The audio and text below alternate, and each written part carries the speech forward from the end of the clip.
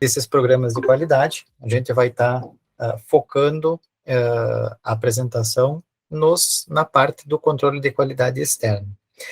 E como esse evento vai auxiliar os participantes na rotina, então, os participantes poderão implementar melhorias na rotina dos seus laboratórios, tanto ligadas aos ensaios externos de qualidade, como aos procedimentos realizados no dia a dia do setor de urinálise. Então, sobre controle de qualidade externo, a gente, historicamente, né, ele iniciou no ano de 47 nos Estados Unidos. Esses dois pesquisadores, Belk e Sunderman, eles publicaram, então, os resultados de um primeiro programa externo de qualidade especificamente voltado aí para química clínica, tá? Então, é desde 1947 que a gente tem isso registrado, né, os ensaios externos acontecendo, tá? E, atualmente, os programas interlaboratoriais, eles são um instrumento-chave para a melhoria da qualidade do trabalho nos laboratórios clínicos, tá? O objetivo dos ensaios externos é padronizar a metodologia utilizada para análise das amostras de urina, tanto a parte de tira reativa como o sedimento urinário, avaliar a performance dos laboratórios que são participantes do ensaio, treinar os profissionais que realizam as análises, então é um programa, é um processo de educação continuada, tá? E melhorar a eficácia, eficiência e eficácia das análises das amostras de urina, tanto a parte de tira reativa, como a parte do sedimento urinário, tá? A metodologia dos ensaios externos, ela vai depender da instituição provedora do ensaio, então, cada uma estabelece a sua sistemática de trabalho, né? Então, a gente tem, assim, por exemplo, uma amostra pronta para análise, enviada uma vez ao mês, tira reativa e microscopia dessa mesma amostra. A gente tem 3 amostras liofilizadas, mais 3 amostras prontas para análise microscópica, mais 3 amostras para análise automatizada, enviadas uma vez a cada 3 meses, e aí contempla tira reativa, microscopia, análise de imagens com casos clínicos.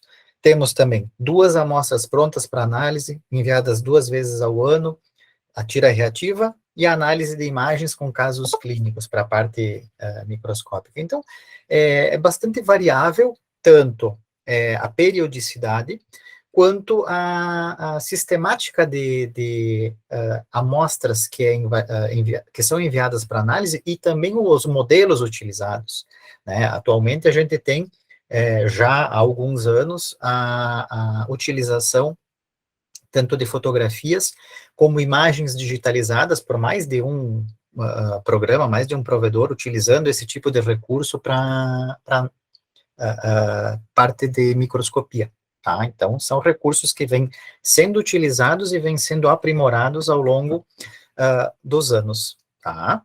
Então, o controle de qualidade, né, interno e externo, o controle de todo o processo de urinálise, ele vai estar intrinsecamente relacionado à coleta da amostra, treinamento contínuo da equipe técnica para reconhecer com habilidade e segurança os elementos presentes na análise do sedimento urinário, e a observância na leitura, de cuidados na leitura das tiras reativas. Então, a gente tem essa parte de imagem, por exemplo, é um recurso extremamente interessante para verificar a habilidade e segurança de reconhecimento e também capacitação dos profissionais, treinamento dos profissionais relativo à identificação dos elementos, tá? O controle do processo ele vai ser eficiente quando se conseguir assegurar a rastreabilidade, desde a coleta, cadastro, recepção da amostra, transporte e realização do exame, etapas de controle de qualidade, análise das conformidades e não conformidades, tomada de decisão para corrigir desvio ou tendências, até a emissão final de laudo com resultados reportados de forma padronizada. Essa frase se aplica muito bem ao ensaio externo, porque, na realidade, a dinâmica de trabalho com o ensaio externo, ela vai ter a sua sistemática própria, mas ela tem todo um caminho que a gente precisa cuidar, e o que eu vou tentar trazer aqui na apresentação é justamente mostrar a maneira que faz um tempo já que eu saí da bancada, não tanto assim, mas faz um tempo que eu saí da bancada, mas a sistemática de trabalho que a gente utilizava, que auxiliava muitíssimo para que a gente conseguisse ter um bom desempenho e, associado a um bom desempenho, ter as evidências necessárias para respaldar as respostas ao provedor quando acontecia alguma não conformidade, tá? Não é nada muito complicado de fazer, mas é uma sistemática de trabalho eficiente para a gente conseguir ter um bom desempenho, tá? Então, todo o processo, desde o seu planejamento, deve ter como objetivo a qualidade do serviço prestado, desde o controle interno das técnicas utilizadas, que deve seguir os requisitos legais e regulatórios para avaliar corretamente um resultado, até a análise do custo-benefício, do gerenciamento da qualidade, que levará e manterá, ao longo do tempo, a satisfação do cliente.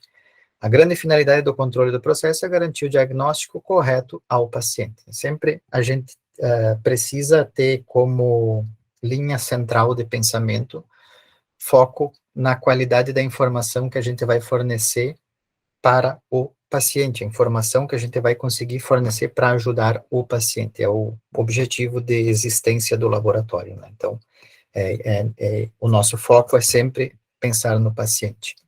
Então, aqui, por exemplo, a gente tem um exemplo de rodada, né? Um exemplo de rodada de ensaio externo de qualidade. Aqui, então, como é enviado, por exemplo, para os laboratórios? A gente tem aqui as diferentes amostras que são enviadas, as condições de armazenamento, condições como esses materiais chegam para os laboratórios. Então, por exemplo, a gente tem aqui separado, né, esse primeiro grupo de amostras, vejam que são 3 grupos de 3 amostras, que são enviados a cada rodada, que ocorre a cada 3 meses, tá? Então, aqui a gente tem esse primeiro grupo de amostras, é um grupo que elas precisam ficar mantidas a uma temperatura inferior a 0 graus, e após a reconstituição, porque elas vêm liofilizadas, precisam ser imediatamente analisadas, tá? Esse grupo de amostras controle aqui, ele é utilizado para a tira reativa e para os ensaios de bioquímica, também, esse mesmo grupo de amostras. Esse outro grupo de amostras aqui, do meio, ele é um grupo que precisa ficar mantido de 2 a 8 graus, e ele já vem pronto para análise, tá? Então, é uma amostra que é utilizada para fazer a análise do sedimento urinário no microscópio, tá? Seja entre lâmina e lamínula, seja em câmara de contagem. Então, é uma amostra que já vem pronta para fazer a avaliação dos elementos ao microscópio. E nós temos também este outro grupo de amostras, esse aqui é específico para quem trabalha com automações para o sedimento, partículas urinárias. Então, é um grupo de amostras que é utilizado para avaliar o desempenho dos equipamentos de automação para sedimento, partículas urinárias, tá? Então, tem esses 3 grupos de amostras, nesse exemplo de rodada, e associado a eles, a gente tem também o envio de imagens digitalizadas de lâminas e fotografias para avaliar, com casos clínicos, né, para avaliar também elementos microscópicos que são mais difíceis de serem enviados numa amostra a fresco, digamos assim, numa amostra conservada. Então, casos clínicos mais desafiadores, que é importante também existir no ensaio externo, a fim de estimular os laboratórios, demonstrar elementos que por vezes não sejam conhecidos ou pouco conhecidos, para que o profissional fique o tempo inteiro buscando aprimoramento para conseguir ir melhorando seu desempenho com o ensaio externo e, obviamente, no dia a dia de análise das amostras, tá? Então, um ponto muito importante, né, que é fornecido pelo provedor do ensaio externo, são as instruções de como utilizar essa amostra. Então, parece óbvio, mas vai ficar falando das instruções? Vou ficar falando das instruções. Isso é um ponto crucial que impacta fortemente na qualidade da informação que vai ser fornecida, tá? Então, a gente precisa, o provedor do ensaio externo, ele vai fornecer junto com a amostra qual é o procedimento que o laboratório precisa seguir para analisar a amostra. Se os laboratórios seguirem esse procedimento que é sugerido, então todo o preparo da amostra vai estar sendo realizado por todos os laboratórios do mesmo jeito. Consequentemente, é esperado que os laboratórios encontrem resultados muito próximos entre si, seguindo uma sistemática de trabalho igual. Então, isso é um ponto extremamente relevante que a gente precisa atender, e é importante que o laboratório siga exatamente o que está escrito nesse procedimento de uso. Então, por exemplo, esse material que vem liofilizado, ele precisa ser ressuspendido no laboratório. Então, vejam, deixar a temperatura ambiente por 20 minutos, retirar a tampa do frasco com cuidado para evitar acidentes no manuseio e para que o material aderido na tampa não seja perdido. A gente sabe que eventualmente fica material na tampa, se a gente não for cuidadoso, vai perder material. Bom, perdeu o material, já vai impactar, ou pode impactar, na informação que a gente vai obter no momento da análise, tá? Reconstituir, adicionando água reagente conforme o volume indicado no rótulo, utilizando pipeta calibrada. Então, precisa verificar qual é o volume a ser utilizado de água para ressuspensão, utilizar água e não outro diluente, enfim. Utilizar pipeta calibrada para garantir que o volume que vai ser adicionado é um volume correto. Então, parecem coisas banais que eu estou falando, mas são pontos que impactam na qualidade da informação que a gente vai obter posteriormente. Se nós obedecermos a sistemática de trabalho, a nossa chance de acertar aumenta bastante, tá? Homogeneizar o material. Então, a homogeneização do material é um ponto crucial também, senão a gente pode também incorrer em falha na detecção dos analitos. Esse outro item, o item de urinálise para sedimentoscopia, que é uma urina humana líquida, já pronta para uso, que vem nesses 3 frasquinhos, vejam, deixar a temperatura ambiente, 15 a 30 graus, por 20 minutos. Homogeneizar invertendo o material por 15 minutos, tá? Então, é uma homogeneização de tempo longo para que a gente consiga ter, de fato, uma total homogeneidade do material que vai ser analisado, tá? Então, é importante a gente verificar isso, obedecer o que está sendo solicitado pelo provedor. Aqui a gente tem, ó, o volume enviado corresponde ao material já pronto para análise, obtido a partir da centrifugação de 10 ml de urina. Não necessita centrifugar, o material está pronto para uso.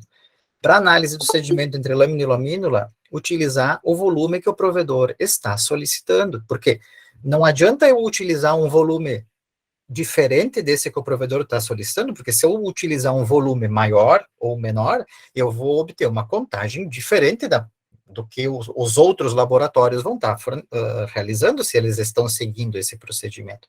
Então, é importante a gente seguir exatamente o que o provedor solicita, utilizar o aumento de 400 vezes. Então, seguir exatamente o que está sendo solicitado, tá? O último grupo de amostras é o grupo de amostras sintéticas, líquidas, para avaliar as automações, tá? Também requer um procedimento de homogeneização, está descrito aqui, ó, rolar o frasco entre as palmas das mãos 12 vezes ou por 20 segundos, invertendo o frasco e repetindo o rolamento até que todo o conteúdo esteja bem homogeneizado, proceder à análise. Vejam que há, inclusive, informação relativa a algum sistema analítico específico, onde tem uma recomendação, uma instrução de como proceder à programação para análise da amostra, porque já foi verificado que isso impactava nos resultados. Então, a gente precisa ler com atenção as instruções que são fornecidas pelo provedor, e isso já nos ajuda muito na realização da análise dessas amostras, tá? A gente tem também, então, aqui, especificamente falando, ó, da pesquisa de dismorfismo eritrocitário, aí esse teste, como as hemácias dismórficas não têm estabilidade para serem enviadas em uma amostra líquida, se desenvolveu um ensaio externo baseado totalmente em fotografia, em imagem. É um ensaio externo, inclusive, pioneiro a nível mundial. Isso é uma coisa muito legal que existe e que demonstrou um desempenho muito interessante que vai aparecer mais para frente nessa apresentação. Tá? Então, a gente precisa seguir também as instruções para o reporte das imagens, a gente precisa seguir as instruções que são fornecidas pelo provedor do ensaio externo. Então, claro, isso vai variar de acordo com o provedor, mas a gente precisa seguir aquilo que está informado nas orientações que são fornecidas, tá? Então, nunca é demais enfatizar esse ponto da necessidade da gente prestar atenção nas orientações. É a mesma coisa,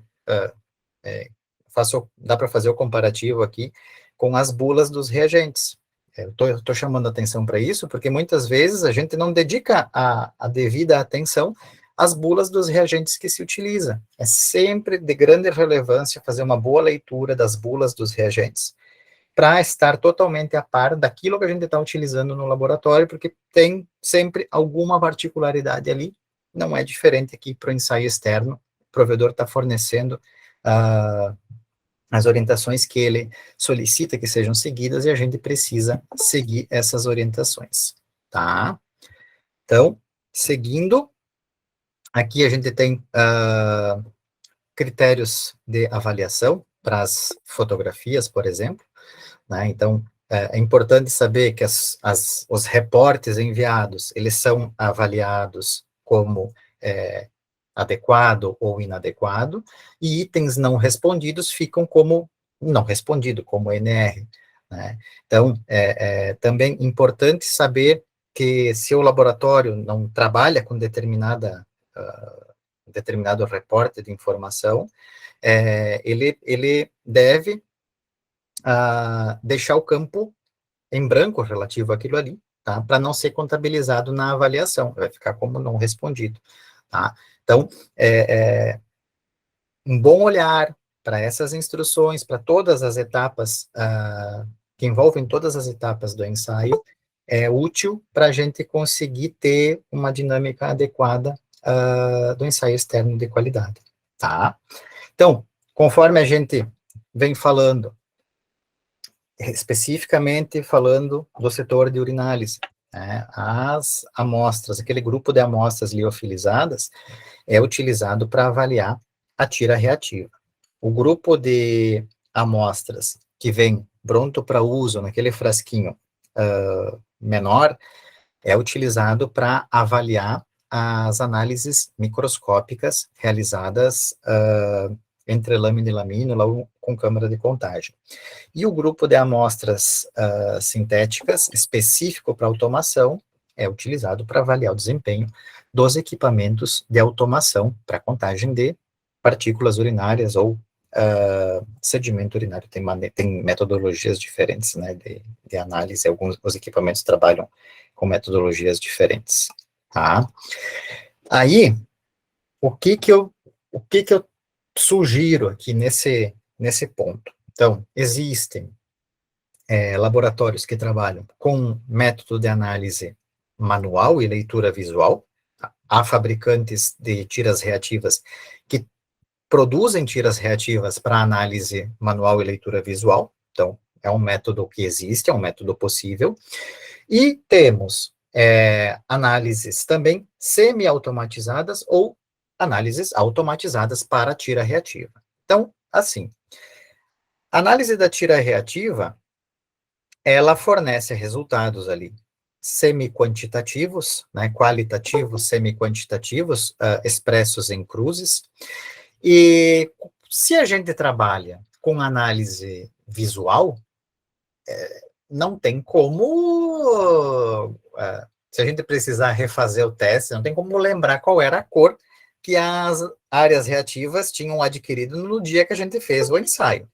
Então, a minha sugestão, como os laboratórios, todo mundo tem e é amplamente disponível câmeras para obtenção de imagem, a minha sugestão é, por exemplo, a realização de uma fotografia da tira reativa, no momento que você faz a leitura, tem o tempo preconizado pelo fabricante, ali tu verifica o tempo, faz uma fotografia, e tu tem uma percepção de quais são as alterações de cor das áreas reativas, e baseado nisso tu consegue fazer um comparativo. Caso haja alguma não conformidade, tem a evidência as tiras reativas, elas estavam com essa coloração de acordo com aquela legenda, aquele mapinha de trabalho do fabricante, é tal resultado. Então, é uma maneira da gente ter um registro daquilo que foi feito no dia, tá?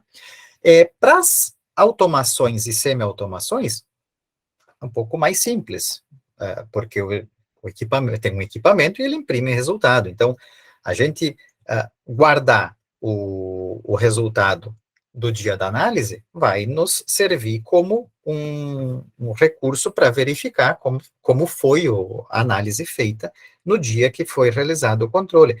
Eu não estou nem entrando no ponto, não estou nem entrando na questão de manutenção do equipamento, controle de qualidade diário. Isso é básico, primário, para a gente ter as análises dos pacientes e do controle externo adequados. Eu não estou nem entrando nessa questão. Tá? A parte de controle de qualidade interna e manutenções precisa estar ok. Então, a gente está entrando direto na dinâmica do ensaio externo de qualidade.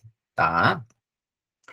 Aí, assim, ó, essa parte aqui, a parte do físico-químico, digamos que seja a parte que provavelmente gera menos situações de discordância de resultado. Agora, a parte de microscopia, microscopia manual, né? Procedimento que o profissional realiza ao microscópio, seja entre lâmina e lamínula ou com câmera de contagem. E a parte de análise de imagens, ou seja, as partes que fogem das automações são provavelmente as partes onde a gente vai ter uma maior variabilidade de informação. Então, aqui, por exemplo, como é que eu faço para ter uma ideia, né, de como estava a amostra no dia que eu analisei ela ao microscópio? Então, assim, ó, essa amostra que vem pronta para análise, né, a gente vai fazer a quantificação dos elementos que estão presentes ali, leucócitos e hemácias. Como é que eu, depois depois que veio, quando veio o retorno do provedor, como é que eu lembro o que tinha ali na amostra, o que eu vi na amostra, como é que ela estava no dia? Se eu não guardei nenhuma informação, é impossível. Então, a minha sugestão, e era um procedimento que eu fazia, e era de grande serventia isso, tá? Era simplesmente, nós trabalhávamos com análise entre lâmina e lamínula, tá? Então, aí vai variar de acordo com o procedimento que o laboratório segue, e isso não tem problema também. Assim, a sistemática de trabalho, desde que se siga uma metodologia padronizada, descrita em normativa nacional e internacional, ok. Agora, a questão aqui primária é o seguinte, vejam, eu botei aqui as 3 amostras, amostra 1, 2 e 3, e eu estou anotando aqui, ó, os diferentes, o que eu estou vendo, aqui são 10 campos microscópicos, tá? Então, eu estou anotando o que eu vi em cada um dos campos, por exemplo, aqui para leucócitos, digamos, né? Tá representado na fotografia aqui. Então, eu estou anotando o que eu vi em cada um dos 10 campos e estou fazendo uma média do que eu vi em 10 campos, tá? E aqui, no caso, o reporte é por campo microscópico de grande aumento, tá? Se eu faço esse registro do que eu estou vendo nos campos microscópicos, eu sei quanto que eu vi efetivamente em cada um dos campos que eu analisei para cada uma das amostras, e eu registrei o que eu vi, tá? Eu consigo ver, por exemplo, se existia uma distribuição mais homogênea dos elementos na amostra, como a gente pode perceber aqui na amostra 1 e na amostra 2, aqui, ó, 0, 1, 2, 0, 1, 2, 1, 0, 1, 2, né? Aproximadamente um leucócito por campo, então, de certa forma, homogêneo aqui, número maior, 23, 21, 20, 22, 23, estão bem homogêneo ali na faixa dos 20 e poucos. E aí a amostra 3, vejam, 11, 4, 14, 11, 5, 7, 5, 12, 9, 12. O que já me mostra a amostra 3 que eu fiz aqui? não está homogênea como como as duas primeiras. Então, depois que vem o retorno do provedor, digamos, que eu tive, por exemplo, um exemplo, né? Eu tive uma não conformidade na contagem de leucócitos da amostra 3. Quando fui buscar lá os meus registros, fui olhar aqui, de fato, né? Não estava tão homogênea a distribuição dos leucócitos, por exemplo, na amostra. Eles não estavam tão bem, não estavam distribuídos de forma tão homogênea. Talvez tenha sido isso que tenha repercutido na minha inadequação. Então, isso são maneiras da gente ir juntando evidências para ajudar a gente entender como está como foi, né, o comportamento da análise da amostra naquele dia, porque quando a gente recebe o retorno, passou um bom tempo desde que foi analisado, a gente não vai lembrar como é que estava a amostra naquele dia, né? Então, é importante isso, porque isso dá uma boa direção. E aí, outra dica boa é o registro fotográfico, o campo microscópico. Todo mundo faz fotografias o tempo inteiro dos microscópios, né? Faz fotografia lá de algum elemento, de algum cristal bonito que visualizou, de alguma célula diferente, algum cilindro diferente que está visualizando, enfim, né? Por que não fazer registro de alguns dos campos microscópicos de cada uma dessas amostras? Isso vai ajudar também a entender, de fato, tinha uma distribuição mais homogênea, ou não estava muito bem, ou tinha mais leucócitos em algumas áreas e menos em outras. E outra coisa, né, tem a fotografia, isso, não sei, por exemplo, estou confundindo leucócito com hemácia, por exemplo, pela fotografia a gente vai ver, a gente vai conseguir verificar, não, fez confusão, tá trocando um elemento por outro, precisa retreinar o profissional. Então, assim, são maneiras que a gente pode ter de estruturar as evidências que a gente vai utilizar para montar uma resposta para o provedor, caso seja necessário. Se não for necessário, excelente, está tudo devidamente documentado ali, né? Tudo muito bem registrado o que foi feito com as amostras de controle de qualidade externo, demonstra ainda um alto nível de cuidado com aquele procedimento, tá?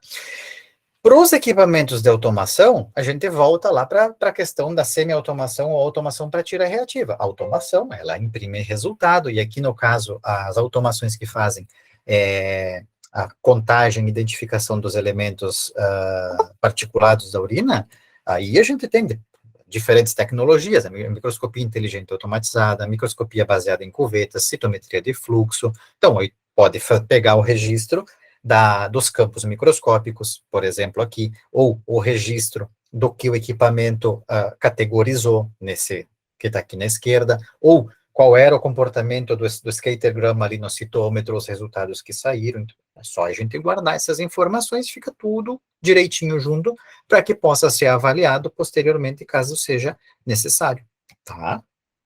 Aí, a gente chega na parte de análise de fotografias, de imagens digitalizadas, que aqui provavelmente é o momento o ponto do controle onde surgem um grande número de dúvidas, né, de inadequações e necessidade de resposta, enfim, para o provedor. Então, assim, aqui, o que está exemplificado? Está exemplificado um caso clínico, onde tem uma história do paciente, né, para tentar simular uma situação que a gente tem no dia a dia. Caso clínico, resultado do exame físico-químico, exatamente como a gente faria. As fotografias, para a gente ver, é este elemento pontualmente que o provedor quer que seja identificado. E imagens digitalizadas. Então, onde aquele elemento está em contexto, né, para não ficar só tem uma imagem estática. Não, a imagem digitalizada permite aproximar, afastar, permite olhar o panorama de toda a lâmina, então dá uma visão geral da amostra. Então, aqui a gente tem um caso de um homem com histórico de litíase renal, está em atendimento no hospital com queixa de dor na altura dos rins. Alguns exames foram solicitados, entre eles análise de tira reativa, sedimento urinário, aí microscopia de campo claro, contraste de fase, luz polarizada, coloração Steinheimer-Malm. Então, completo. Resultado do exame físico-químico, que informações tem? Esterase leucocitária uma cruz, pH 6, densidade 1.030, o restante negativo normal. Então, é um contexto, o que a gente pode esperar aqui? Poderia ter paciente com litíase, poderia ter hematúria, não está representado aqui, né? Seria uma situação frequente, mas está falando em litíase. E aí a gente vai para as imagens, falando em litíase, tem uns cristais aí para serem identificados. Ah, então se tem litíase, tem cristal. Calma, não é assim que se deve pensar. Mas a ideia do caso clínico é o quê? É dar um contexto que dê uma direção, mais ou menos, do que está acontecendo. Então, se tem a pista no caso, sempre vai estar conectado. Olha, a maior parte das vezes vai estar conectado, mas a gente pode colocar um elemento que, digamos assim, talvez menos frequente naquele contexto, para ter um desafio. Então, as imagens, elas servem para isso. Essas imagens que estão aqui para serem identificadas, quem está participando precisa informar a identificação da imagem que está sendo solicitada. Ponto muito importante aqui das fotografias, pessoal, que vocês vão entender por que eu estou chamando atenção logo, logo. Vejam, a gente tem aqui, tem uma linha separando aqui, ó, no meio, uma linha preta, e a gente tem aqui, ó, estrutura 9 a fresco, estrutura 9 em contraste de fase, estrutura 9 com luz polarizada, e aqui estrutura 10 com Steinheimer-Malbim. Então, nós estamos falando, a estrutura 9 e 10, elas são uma identificação, é um elemento. Ele está sendo apresentado com diferentes recursos de microscopia, campo claro, contraste de fase, luz polarizada e um sedimento corado, tá? Por que se coloca um número diferente? Porque isso aqui é o sedimento do mesmo paciente, tá? Essa imagem aqui, em campo claro, em contraste de fase, em luz polarizada, é feita da preparação sem coloração, exatamente do mesmo elemento, do mesmo campo. A imagem com coloração, eu preciso preparar um novo sedimento. Não é o mesmo sedimento primário, mas é do mesmo paciente. É uma outra lâmina do mesmo paciente, onde é adicionado corante. Tá? E aí, por isso que esse elemento que recebeu o outro número, o número 10, tá? Recebe um número diferente do número 9, porque é um outro sedimento que eu preparei. Porém, é a mesma identificação que eu preciso aqui, que eu estou solicitando, tá? Então, essa é a dinâmica que o ensaio segue, tá? Aqui do lado, a gente tem a estrutura 11, exatamente a mesma sistemática, tá? A estrutura 11 está sendo vista a fresco, em campo claro, contraste de fase aqui na direita, luz polarizada aqui embaixo, e o sedimento corado aqui. Mais um ponto importante das fotografias, sempre as fotografias são enviadas, tem uma barra aqui que eu sei que não está visível o número, eu sei, está pequenininho, mas aqui tem uma barrinha que está informando 20 micrômetros, tá? Essa barrinha tem um tamanho de 20 micrômetros. Então, essa barrinha é enviada para dar uma percepção também de tamanho para quem está realizando a análise das estruturas. É importante também, para a gente não confundir algum elemento por causa do tamanho, por exemplo, tá? Aqui, a gente tem a imagem digitalizada em campo claro a fresco, e aqui a gente tem a imagem digitalizada, em campo claro também, mas corado, sedimento corado, tá?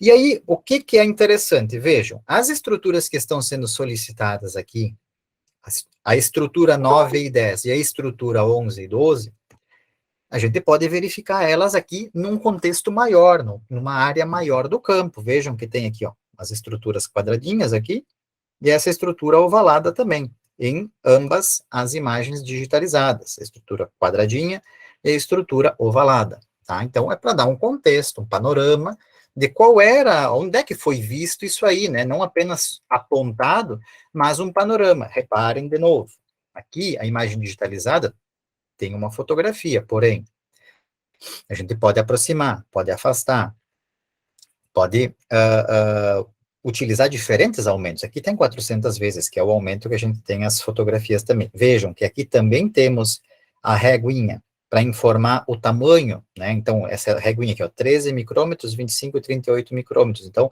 para a gente ter uma percepção de tamanho dessas estruturas. Então, o que que são essas estruturas? A estrutura 9 e 10 são cristais de oxalato de cálcio dihidratado. A estrutura 11 e 12 são cristais de oxalato de cálcio monohidratado. E aí, vejam que interessante, isso aqui é um ponto importante, tá? Que a gente consegue ir entendendo pontos relevantes aqui da história. Então, por exemplo, o perfil de resultados demonstrou que, aqui, ó, 1.014 laboratórios responderam que a identificação 9 são cristais de oxalato de cálcio dihidratado. Tá correto, deu 78,4% dos respondentes aqui, tá? Acertaram a resposta. Aí, vejam que ponto interessante. A identificação 10, que é a corada, 858 laboratórios responderam que são cristais de oxalato dihidratado. Isso corresponde a 71,9%. Então, assim, em campo claro, contraste de fase luz polarizada, nós tivemos 1.014 laboratórios respondendo que é cristal de oxalato dihidratado. E aí, essa mesma estrutura aqui, foi identificada diferente por um bom número de laboratórios, uns 100 laboratórios, mais ou menos, né? Por aí, um pouco mais de 100 laboratórios, que identificaram corretamente a estrutura como cristal de oxalato de cálcio dihidratado, identificaram erroneamente como oxalato de... identificaram erroneamente na lâmina corada. Então, faz crer aqui que o pessoal não está compreendendo adequadamente a dinâmica ali de responder, né? Onde estou trazendo para vocês que a imagem corada, ela é a mesma identificação das imagens em campo claro, contraste de fase e luz polarizada. Então, é um panorama e outro panorama. A gente precisa ter essa percepção. Aí, assim, ó, um ponto que chama atenção também aqui, especificamente, aqui, nessa aqui mesmo a gente consegue perceber um ponto que me chama atenção, né, a identificação 10. Eu vou voltar e mostrar para vocês. Essa estrutura aqui, tá? O cristal de oxalato dihidratado, tá? Ele foi identificado, olha só, naquela imagem que eu mostrei ali, ele foi identificado por 109 participantes como cilindro contendo cristal de oxalato de cálcio dihidratado. Então, é muito diferente de um cilindro essa estrutura, né, gente? É apenas um cristal sozinho. Vejam, de novo, tinha a barrinha de 20 micrômetros aqui, isso aqui deve ter o quê? Uns 10, 15 micrômetros, talvez. Um cilindro teria o que tamanho? 100, 200 micrômetros, seria algo muito maior do que essa estrutura. Então, é importante a gente ir entendendo, né, o que a gente está observando ali, olhar os detalhes que são enviados para conseguir identificar adequadamente. Aqui a gente tem também o seguinte, ó, a estrutura 11 e 12. Estrutura 11 e 12, a identificação correta é cristal de oxalato de cálcio monohidratado. Tá aqui, ó, 11 e a estrutura 12. Então, cristais de oxalato de cálcio monohidratado. Então, nós tivemos 1.004 laboratórios respondendo corretamente, dá 78%, e a imagem corada, menos laboratórios, 901 respondendo corretamente como cristal monohidratado. Então, a mesma dinâmica que eu falei ali, que aconteceu na identificação anterior. Então, o pessoal entendendo que a imagem corada era outra coisa, e não é, tá? É a mesma estrutura. E aí, aqui me chamou a atenção também, da mesma forma que nessa anterior, ó, que 151 participantes reportaram que essa estrutura aqui era um cilindro, ó, 151. Cilindro contendo cristal de oxalato de cálcio monohidratado. E, de novo, não tem nenhum cilindro por perto. Tá? É nitidamente um cristal de oxalato monohidratado, de novo, ó. a barrinha de 20 micrômetros aqui, essa estrutura talvez tenha 15, 18, não sei quantos micrômetros tem exatamente, mas é aproximadamente isso, né? Então, o cilindro, ele estaria, digamos assim, né, aqui assim, ó, ocuparia todo esse espaço aqui, por exemplo, seria uma estrutura muito maior. Então, vejam que eu até entendo a forma da estrutura, mas é muito diferente isso que a gente está vendo aqui de um cilindro, tá? Então, de novo, chamando atenção para esses detalhes que eles vão impactar, né, no que a gente está encontrando, no que a gente vai estar fornecendo de informação e no que vai acabar refletindo, né, o perfil de resultados. Aí, assim, ó, aqui a gente tem o perfil de resultados de algumas rodadas e tem uma informação bem interessante, que esses que estão marcados nessas áreas em azul, vejam, cilindro eritrocitário, leucócito, bactéria, espermatozoide, células epiteliais escamosas, cilindro hialino, pseudohifa, cilindro leucocitário, de novo, né? Não, cilindro leucocitário, cristal de Astúrico. Vejam que interessante, percentuais muito bons de adequação. Então, percentuais superiores a 80% de adequação. Isso é muito bom, excelente, tá? Claro, quanto mais próximo de 100%, melhor. Mas acima de 80%, percentual muito bom, tá? Aí vejam que interessante, esses marcados com flecha vermelha, ó, tem alguns elementos, ó, cilindro graxo, corpo graxo oval, cilindro epitelial, célula epitelial tubular renal, célula epitelial transicional. Vejam percentuais de adequação muito baixos. Então, percentual de adequação, ó, 27%, 7,5%, 16%. Percentuais muito baixos para, efetivamente, dos 5 elementos marcados aqui, 4 são elementos patológicos, né, a célula transicional que não é considerada patológica, esses outros 4 são elementos patológicos.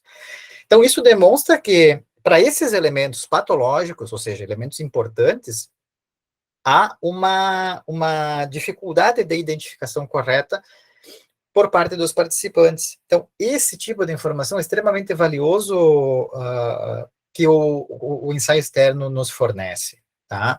Ele fornece um panorama de dificuldade de identificação de quais elementos os participantes têm mais dificuldade, quais eles acertam mais, quais eles erram mais. Aí, baseado nisso, o que você pode fazer? Você pode ir trabalhando mais com esses elementos que são de maior dificuldade, ir apresentando eles em outros casos na sequência, para quê? Para o participante errar? Não!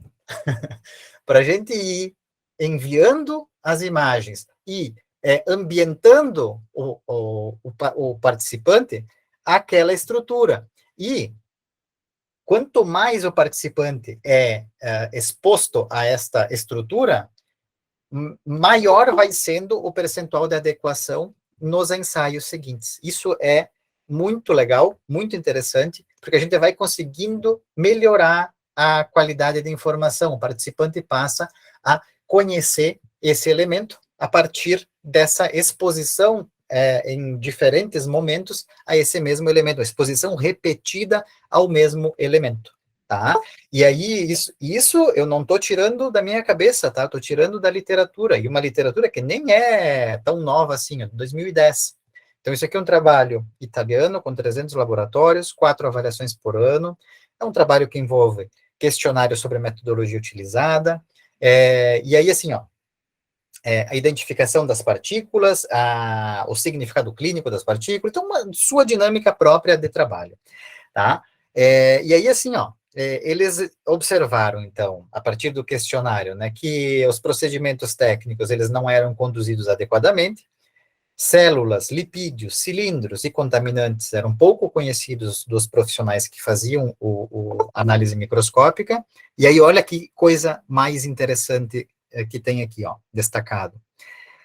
Quando 27 partículas foram apresentadas pela segunda vez, e 16 partículas foram apresentadas pela terceira vez, a taxa de identificações corretas aumentou significativamente. Ou seja, isso é exatamente o que eu acabei de falar, né? Quando a gente vai fornecendo a informação continuamente para o participante, essa informação vai sendo compreendida e o participante passa a identificar adequadamente a estrutura nas próximas rodadas, o caráter educativo do ensaio externo. E aí, pessoal, se o profissional é capaz de identificar adequadamente numa fotografia o elemento, a chance dele identificar adequadamente no microscópio aumenta, né? Então, é esse o ponto, tá? Então, aqui tem exatamente os dados desse trabalho. Então, demonstra que, ó, não tinha, olha só, 80% dos respondentes lá daquele ensaio italiano não tinha instruções de coleta das urinas. Mais de 2 horas de demora entre coleta e o exame. Procedimento de centrifugação incorreto. Não tinha padronização de ressuspensão da urina após centrifugação. Não tinha padronização de volume de urina para ser colocado entre lâmina e lamínula. Pouquíssimos usavam, assim, estou falando de forma genérica, né? Pouquíssimos tinham contraste de fase. Luz polarizada também, menos ainda, tá?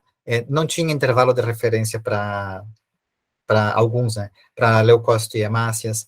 Então, a gente às vezes acha, só no Brasil que as coisas falta padronização. Trabalho europeu, 2010, nem é tão antigo assim, tá? Então, vejam que necessidade de melhoria de qualidade, ela existe em qualquer parte do mundo, por mais recursos financeiros que os locais tenham. E a sistemática deles também, ó, imagens, fotografias, aqui no caso, campo claro, contraste de fase, luz polarizada, para que os participantes se identifiquem adequadamente os elementos, tá? Aí aqui também, olha que interessante, percentual de resposta correta na primeira apresentação da estrutura, tá? Então, assim, por exemplo, macrófago, só 11% responderam certo, por exemplo, tá? Células transicionais profundas e superficiais, 40 e poucos por cento responderam certo. Cilindro leucocitário, nós tivemos taxa bem melhor nos nossos resultados ali, só 6% responderam certo. Cilindros epiteliais, 39% responderam certo. Estão entendendo? Então, claro, tem alguns elementos que têm um percentual alto de resposta correta, tá? Tipo, cilindro sério aqui, por exemplo, 88,5% de resposta correta. Eritrócitos isomórficos, 89%. Leucócitos, 97% correto. Tem elementos que são bem estabelecidos, que a maioria acerta, mas tem elementos que precisam ir sendo apresentados, né? Cristal de amoxicilina, por exemplo, que é um cristal menos comum, cristal de medicamento, só 12% acertaram. Aí, fosfato triplo, quase 100% de acerto, tá? Então, é isso aí, a gente vai, o ensaio externo, ele vai conseguindo nos apresentar qual é o panorama afinal, né? Qual é o nível de conhecimento afinal que existe naqueles participantes do ensaio, né? Então, é isso que é possível de extrair a partir dessas informações. E aqui, ó, é aquela questão de, depois da segunda apresentação, por exemplo, que foi o que eu marquei aqui, ó, a gente tem um alto percentual de melhora, melhora na identificação, o percentual aumentou significativamente depois da primeira apresentação. Então, aqui, por exemplo, células tubulares, na primeira apresentação, 54% responderam correto. Na segunda, quase 70%. Então, teve uma melhora significativa. Então, sempre melhora? Não, teve alguns elementos que teve desempenho pior. Então, só que a maioria teve desempenho melhor. Então, é uma dinâmica que vai sendo trabalhada. A gente precisa ir continuamente sendo exposto aos elementos para ir ganhando conhecimento e melhorando a qualidade do trabalho que a gente faz. Esse é outro trabalho, é um trabalho onde, também lá do pessoal da Itália, com ensaio externo também, onde tinha a questão de identificar adequadamente as estruturas, e aí, a partir da identificação correta, tu ganhava acesso ao caso clínico para ver a correlação clínica daquele achado. Então, fazer a correlação clínica, não apenas identificar corretamente, mas a qual contexto clínico aquele achado estava conectado. Então, também, o desempenho, assim, da mesma forma, aqui no caso, tinha um percentual em torno de 64% que responderam, que foram capazes de identificar adequadamente, e aí, esses que identificaram adequadamente, aí 90% deles sabia o contexto clínico. Então, uma boa conexão entre a identificação correta e o significado clínico dos elementos, tá? Aí aqui a gente tem, então, o panorama do ensaio de dismorfismo eritrocitário que eu mencionei para vocês, que foi um ensaio pioneiro, não só no Brasil, mas a nível mundial, tá? E esse ensaio de dismorfismo eritrocitário, ele foi criado com imagens, por quê? De que maneira tu faria a análise? Ou se os eritrócitos dismórficos se destroem em questão de horas. Não tem como enviar isso para os laboratórios. Então, as imagens nos ajudam a ir construindo conhecimento relativo à morfologia dos eritrócitos. E aí, esse ensaio externo, ele funciona com o mesmo campo microscópico apresentado em campo claro e em contraste de fase, primeiro para demonstrar como o contraste de fase beneficia a visualização das estruturas, tá? Ele é o padrão ouro para esse tipo de análise. E ainda apresentar esse filtro, porque muita gente não conhece que existe o filtro de contraste de fase. Então, é interessante apresentar a estrutura dessa forma. E aí, o que se construiu? 10 eritrócitos são selecionados para que sejam identificados, e aí só tem 3 opções de resposta: ou normal, dismórfico, e aí os eritrócitos que são dismórficos, que têm projeções, dismórfico / acantócito. Então, tem essas 3 possibilidades de identificação, e aí, esse ensaio de dismorfismo, ele demonstrou o seguinte: isso aqui são os percentuais de adequação das primeiras rodadas onde foi realizado, tá? Temos percentuais já para cada uma das hemácias, né, identificadas, algumas com percentual muito bom, 99% correto, mas algumas com percentual bem baixo, 54%, por exemplo, 51%, por exemplo, tá? E aí, um ponto interessante aqui para trazer, antes de falar de qual foi o resultado desse programa, é o seguinte: a maneira com a qual se estrutura a resposta para o provedor. Então, assim, por exemplo, um determinado participante recebeu resultado inadequado para essa estrutura 9 aqui, ó, para essa hemácia 9, tá? Ela é uma hemácia dismórfica. Essa é a identificação correta dessa hemácia 9. Aí o participante recebeu o resultado inadequado e respondeu da seguinte forma: a estrutura 9 é uma hemácia crenada. Só. Escreveu assim. Acho que vocês concordam que fica um pouco vago. Simplesmente isso é o quê? A opinião da pessoa baseado nas informações que ela tem. Ela colocou na forma de uma frase. É sempre interessante a gente ter suporte de fotografias, né, de fotografias de literatura aceita pela comunidade científica, literatura atualizada, tá? Para ir respaldando as respostas. Então, ficaria muito melhor estruturado se houvesse aqui fotografias de referências de boa qualidade, dando suporte para essa frase aqui, tá? E aí, então, o que o provedor faz? O provedor envia uma resposta para o participante. Então, ó, essa estrutura 9, que o participante disse que era uma hemácia crenada, nós estamos informando aqui com imagem de literatura, onde consta a informação, ó, diferentes tipos de eritrócitos dismórficos, tá? Então, ao lado da imagem do elemento que gerou a inadequação, a gente está colocando aqui, então, um suporte da literatura para respaldar a resposta, de que, de fato, é uma hemácia dismórfica. Tem morfologia na literatura para dar suporte para esse achado aqui. E também suporte na literatura para mostrar que as hemácias crenadas são diferentes das hemácias dismórficas. Hemácias crenadas, elas não são consideradas dismórficas. Vejam aqui, ó, eritrócitos isomórficos, tá? Com vários graus de crenação. Então, essa é uma informação importante também. Hemácia crenada é uma hemácia normal, ela não é considerada dismórfica, tá? Então, o que eu estou trazendo aqui? Estou trazendo a questão de estruturar uma resposta baseada em suporte da literatura. É sempre interessante, porque aí enriquece a discussão daquele resultado que teve uma inadequação. Isso é o quê? Uma oportunidade de melhoria, uma oportunidade de discutir um resultado, de melhorar o nível de conhecimento relativo a um determinado achado, tá? Aí, pessoal, este programa de dismorfismo, ele resultou em uma publicação numa revista importante da área laboratorial, a Clínica Química Acta. E por que resultou numa publicação? Por quê? Primeiro, é um programa pioneiro. Segundo, vejam que interessante, aquilo que a gente falou sobre ser apresentado para as estruturas mais de uma vez, né? O percentual de respostas corretas ao longo das rodadas, ele melhorou, olha só, para as hemácias normais, a gente teve uma melhora de 83% para 93%. Não foi significativo, então não tem diferença, mas teve uma melhora visual ali, digamos, mas não teve diferença.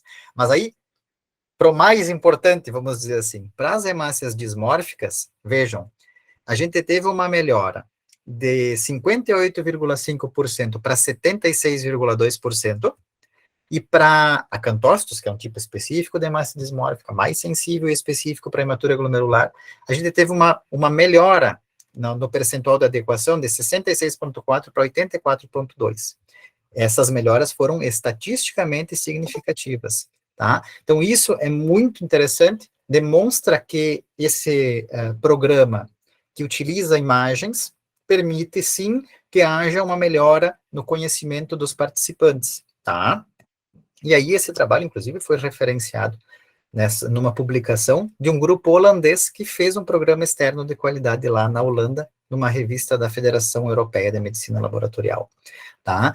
Então, concluindo esta apresentação, os ensaios externos de qualidade, eles são um elemento-chave para a qualidade do trabalho no laboratório clínico, e o setor de urinálise, ele se beneficia muito com esse tipo de controle de qualidade. Uma não conformidade jamais deve ser encarada como algo punitivo, sempre deve ser encarada como uma oportunidade de melhoria, tá? Enfatizei isso ao longo da apresentação. Estruturar adequadamente as respostas das não conformidades inicia desde o momento do recebimento das amostras do ensaio externo para a realização dele. Então, como a gente viu ao longo da apresentação, a gente precisa seguir as instruções do fabricante, precisa documentar todas as etapas do processo para ir gerando evidências, para a gente poder respaldar uma resposta para não conformidade, caso seja necessário, tá? Sempre respaldar suas respostas com referências atuais de fontes aceitas pela comunidade científica, tá? E essas dicas, eu disse para vocês que eram simples, mas dicas simples que podem fazer enorme diferença no dia a dia do setor, contribuindo para a melhoria dos processos e benefício, ao final, do que é o mais importante para o laboratório, que é o paciente. Então, eu agradeço a participação de vocês, espero ter contribuído para compartilhar conhecimentos, né? E estou aqui disponível para responder as perguntas. Muito bom, doutor Polônio, obrigada, muito obrigada, foi ótimo, espero que tenha sido proveitoso para todos. A gente tem aqui algumas dúvidas, eu só antes queria reforçar para todos colocar o nome completo e o e-mail no chat, para poder a gente emitir o certificado. A gente também está disponibilizando o link da pesquisa de satisfação, para que todos possam contribuir e participar dessa pesquisa. Então, vamos para as perguntas. Doutor Polônio, tem aqui uma pergunta. Qual o critério de reporte para eritrócito dimórfico acantócito quando está mais visível ou menos visível? Pois a FDPC não especifica o tamanho. Foi a Patrine que perguntou. Critério para reporte de eritrócito dismórfico, se está mais? Quando está mais visível ou menos visível. Pois a FDPC não especifica o tamanho. Na realidade, é assim, ó, eritrócito dismórfico é um eritrócito que tem primeiro, eritrócito dismórfico é o eritrócito que passou pelo glomérulo. Então, ele é um eritrócito conectado com hematura glomerular. Para a gente enxergar eles como dismórficos, eles precisam ter não sei se vocês enxergam minha mão aqui. Ele precisa ter ele é um disco bicôncavo, né? Normalmente. quando a hemácia sofre dismorfismo, ela tem um estreitamento na parte central. Esse estreitamento na parte central, especialmente com o contraste de fase, faz com que a luz do microscópio passe mais fácil pelo meio dele e a gente enxergue como se ela estivesse furada. Ela não está furada, mas é como se ela estivesse furada. Então, isso é o critério para tu classificar uma hemácia como normal ou dismórfica, ou seja, ela tem aspecto furado ou não. Se ela tem aspecto furado, ela é dismórfica, tá? Isso é um ponto importante. Se ela tem, além do aspecto furado, projeções, tá? Ela é denominada especificamente de acantócito. Então, a gente tem essa diferenciação dentro das hemácias dismórficas. Elas são ou simplesmente têm aspecto furado, ou elas têm aspecto furado e projeções. Os acantócitos, quando a gente tem mais de 5% das hemácias da amostra como acantócitos, é um indicador forte de hematúria glomerular. Se eu não tenho acantócitos, mas eu tenho dismorfismo, tenho hemácias dismórficas, eu preciso ter mais de 40% das hemácias com dismorfismo para identificar como uma hematúria como glomerular. E se eu tenho cilindro hemático, apenas um é suficiente, a gente pode identificar uma hematúria glomerular. Então, na realidade, a pesquisa de dismorfismo eritrocitário, ela é realizada para investigar hematúria de origem glomerular. Tá? Eu não sei se era exatamente isso que queria como pergunta, tá? Mas classificação de dismorfismo tem aspecto furado, é dismórfica. Se tiver, além de aspecto furado, projeções, é um acantócito, então é um tipo específico de hemácia dismórfica, tá? Esse é a maneira de se identificar se é normal ou se é dismórfica. Tá ótimo. Também, Patrícia, se o doutor Poloni puder ajudar em algo mais, você pode me encaminhar um e-mail para controlar, tá? Que a gente repassa para ele e a gente retorna para você. Bom, doutor Poloni, também tem uma dúvida aqui. Você acha que o baixo número de microscópios de contraste de fase interfere nos resultados do controle de qualidade externa? Além disso, em laboratórios que usam lâmina-lamina no campo claro, a luz e o condensador têm que estar baixo, mais fechado, respectivamente, para as estruturas serem melhor visualizadas? Boas perguntas, tá? Sempre as perguntas são legais, tá? Isso que é o bom. Assim, ó, primeiro, o microscópio de contraste de fase, ele é muito útil para o sedimento urinário. Eu trabalhei, a maior parte do tempo que eu trabalhei com uranálise, eu não tinha contraste de fase. Trabalhei com campo claro. Então, a minha base de conhecimento dos elementos, ela foi feita em campo claro, tá? Quando nós compramos o contraste de fase no laboratório que eu trabalhava, eu tive grande dificuldade de me adaptar, porque é uma outra maneira de ver os elementos. Então, a gente tem uma etapa de aprendizado. Depois que a gente aprende, então, passa a ser um recurso muito legal, muito interessante. Mas eu nunca consegui abandonar o campo claro. Eu sempre tive que trabalhar com campo claro. Eu sempre trabalhei com... Depois que eu tinha os recursos, então eu trabalhava campo claro, contraste de fase e luz polarizada. Então, por causa da minha base de conhecimento ter sido criada em campo claro. Então, eu sempre gosto de olhar os elementos com todas as possibilidades de visualização possível. Então, é possível que sim, que impacte nos resultados, talvez sim, porque muita gente não conhece a visualização das estruturas em contraste de fase, talvez sim, seja uma informação importante. A outra pergunta, sim, a outra pergunta era sobre a microscopia de campo claro, procedimento urinário. Sim, a gente, baixando o condensador, favorece a visualização dos elementos na análise de urina, tá? O condensador do microscópio, ele impacta bastante na qualidade da iluminação que a gente vai ter. Se a gente utilizar ele para cima, como se faz na hematologia, na microbiologia, por exemplo, a gente vai ter uma distorção da luz, uma distorção da visualização. E aí, a microscopia de urina é quase tudo transparente, né? Então, se houver uma distorção, a gente vai ter uma dificuldade ainda maior para visualizar os elementos. Então, sim, eu trabalhava particularmente com o condensador para baixo e aberto. Mas tem quem trabalhe com ele um pouco mais fechado. E aí tem muita pessoalidade na maneira de trabalho. Eu costumo dizer para os alunos também, assim, a gente tem que ver o que nos garante melhor qualidade de visualização e conforto visual, porque a gente precisa ter um conforto visual, senão a gente vai, em pouco tempo trabalhando, os olhos não vão aguentar, vai ficar com dor de cabeça, não dá, né? Então tem que trabalhar de maneira que seja visualmente com alta qualidade e confortável, tá?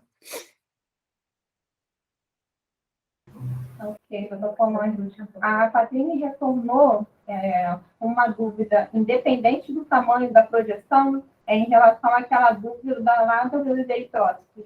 Sim.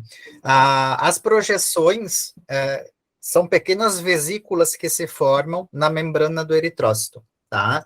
Então, independente do tamanho delas, tendo projeções, elas passam a ser consideradas acantócitos. Normalmente, as vesículas que se formam, elas têm um tamanho, digamos assim, mais mais apreciável, tá? Um tamanho maior, mas elas podem se romper, inclusive, né? Então, assim, o ideal é tu verificar, ó, tem projeção, não tem projeção.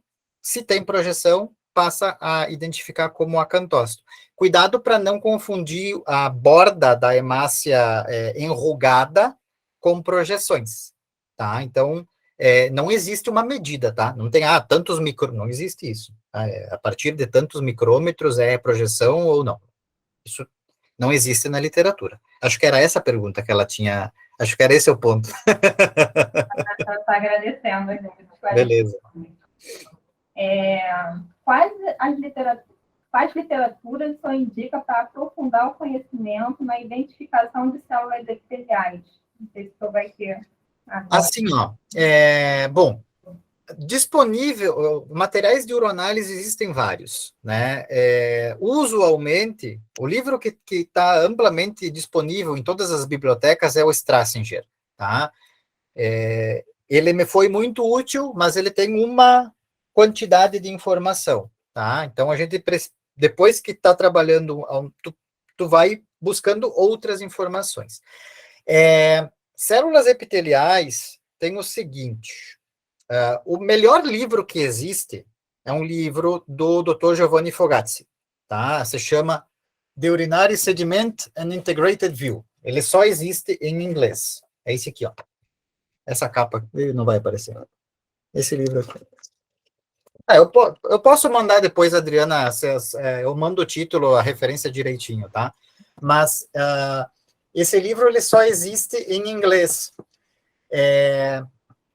Esse livro, aí é o seguinte, por que eu estou chamando a atenção para ele? Porque realmente é uma literatura que tem um nível mais alto de qualidade que é possível, tá? É uma literatura escrita em inglês, porém é um italiano escrevendo em inglês, então o italiano tem origem latina, e a nossa compreensão facilita a nossa compreensão do que está escrito no texto. Eu, particularmente, achei muito... fluía bem a leitura dele, tá? Então, é interessante. Mas aí o seguinte, ó, as células epiteliais, a gente só precisa tomar o cuidado seguinte, existe o pessoal da citologia, tá, que faz a análise morfológica das células epiteliais, e aí vai ter uma linha de pensamento, de conhecimento por ali, que é útil para a uroanálise também, só que a uroanálise tem a sua linha de trabalho, e aí, assim, dentro da uroanálise a gente tem, basicamente, células epiteliais escamosas, transicionais superficiais e profundas, todas essas não são consideradas patológicas, células epiteliais tubulares renais, essas são consideradas patológicas. Temos ainda células decoy, que são infectadas pelo poliomavírus, temos células tumorais possíveis, que são de difícil identificação, por causa da morfologia sem nenhum padrão e formato bizarro. Então, sugerir uma literatura, assim, para aprofundar com células epiteliais específica na temática de uroanálise, é o livro do Dr. Fogazzi, tá? É o que tem várias imagens de excelente qualidade, Para células epiteliais é sempre em contraste de fase que está ali, tá? Então, esse seria a melhor referência que eu posso indicar. O material da SBPC, e esse é gratuito, tá? Também conta com imagens de células epiteliais, dos diferentes tipos. Então, claro, uma ou duas imagens delas, mas enfim, é um material disponível, gratuito, né, que pode ser baixado a partir da biblioteca digital da própria SBPC. Então, um material bom e gratuito em PDF. Então, é um material que está disponível, tem parte textual que está legal também. Então, é um bom material para recomendar nesse momento, que é gratuito, né? E aí, claro, se quem quiser comprar livro, bom, aí tem esse do Dr. Fogatsi, ele é de uroanálise e tem uma parte tem informações das células epiteliais muito bem pontuadas também. Tá ótimo. A gente pode fazer mais uma pergunta, dona? Claro. No caso de não conformidade de identificação do sedimento através de imagens, como fazer a análise crítica deste resultado em busca da causa raiz do erro? Bom, imagem identificada erroneamente, aí ela pode ser o quê? Pode ser, a gente pode ter alguns pontos. O profissional pode ter uma informação relativa àquele elemento,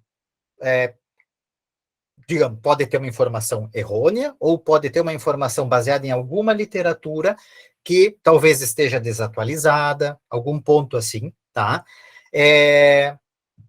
Ou, digamos, o participante identificou como determinado elemento e ele tem as literaturas X, Y, Z atuais e tal, que tem a imagem fecha perfeitamente. Bom, vai respaldar a resposta com a sua literatura, isso vai ser avaliado pelo provedor, né? Então, assim, as imagens, elas são muito baseadas na informação que o participante tem e a maneira com a qual ele vai identificar aquele elemento, né? Se ele receber uma inadequação, sempre a minha melhor sugestão é fazer o comparativo a partir do que existe na literatura para aquela imagem que ele tem. Ia falar opinião. A gente tem que ter cuidado com opinião. Eu acho que é tal coisa, né? Que nem aquela hemácia lá que o participante respondeu. A identificação 9 é uma hemácia crenada, ponto final. Ele está colocando a opinião dele, né? O que ele tem de conhecimento faz ele identificar aquela hemácia como uma hemácia crenada.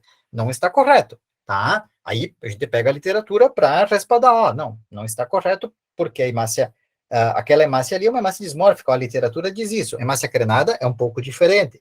Então, é sempre interessante respaldar o que a gente vai verificar com a literatura. Causa raiz, nesse caso, imagem basicamente vai estar conectada com qual é a informação que o participante tem, né? Então, assim, talvez precise de aprimoramento naquele elemento específico. Aí tem que verificar como exatamente proceder. Se foi como foi respondido, não sei se foi um profissional específico que respondeu, ou é um profissional mais experiente, é um profissional menos experiente, tem que ver como foi construída ali o envio da resposta, né? E, vindo a não conformidade, verificar, então, da onde vem qual é o embasamento que o profissional tem para identificar aquele elemento como X, Y, Z, né? Então, a meu ver, seria esse o caminho. Normalmente, a gente, quando recebia alguma inadequação, com imagem, então, chega, está inadequado. O que está inadequado? O cilindro tal está inadequado. Bom, vamos ver, então. Como é que era a imagem que tinha? Tá, tem algum elemento duvidoso aqui? Eu tenho dúvida nessa parte aqui e tal. Então, verificar o que tem de característica, verificar o que tem na literatura, e aí estruturar a resposta para fazer o contato com o provedor. A meu ver, creio ser o melhor nesse sentido. Perfeito, doutor. Temos mais algumas perguntas, mas o nosso tempo já de gostou. Então, a gente vai responder por e-mail, tá? Todos que ficaram pendentes. E caso tenha alguma outra dúvida que vocês não tenham colocado no chat ou no campo de perguntas e respostas, podem encaminhar um e-mail para a Controlab e a gente dá andamento e responde para vocês, ok? Doutor Poloni, mais uma vez agradeço a sua participação, a colaboração aqui conosco e também a participação de todos nesse encontro, tá bom? E até o próximo encontro. Obrigado, Adriana. Obrigado a todos pela presença, pela participação. Fico feliz em compartilhar as informações com todo mundo. Que bom, muito obrigada. Tchau. Tchau.